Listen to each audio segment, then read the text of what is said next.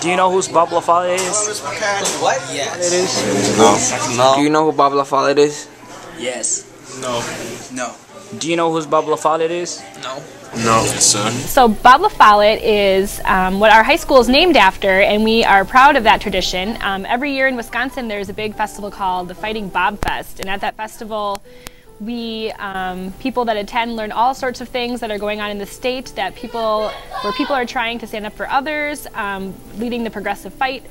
And students at this school should be proud that Bob La Follette is our namesake, because he was someone who was always fighting for the little guy, always making sure that everyone's voices were heard. And a couple of the reasons why I think it's so fabulous that we're named after Bob La Follette is that he was a progressive leader, and he served at the state level as well as the national level. And what he was really focused on was reforming the systems that he was a part of. So he saw, around the turn of the becoming the 20th century, the late 1800s and early 1900s, whose goods they were transporting. And so he really fought to make sure that the railroads had to have competition among them, and they couldn't take advantage of all the other people who were trying to sell their goods, that monopolies wouldn't hurt American consumers. In addition, he took on a lot of corruption in politics.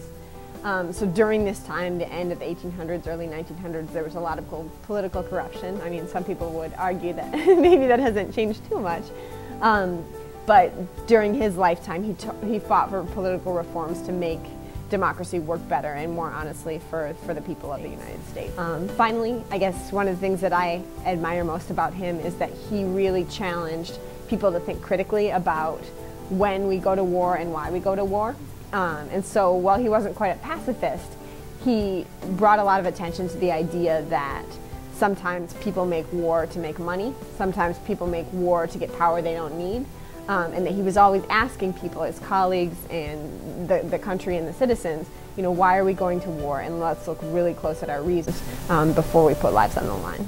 He also was a graduate of UW-Madison, and he did run for president, but he did not win. He was also the governor of our state, so it kind of just shows he was really involved in the state, big political figure. He also worked for workmen's compensation. So I think being at La Follette and calling the school La Follette is sort of in remembrance to him and all the work that he did.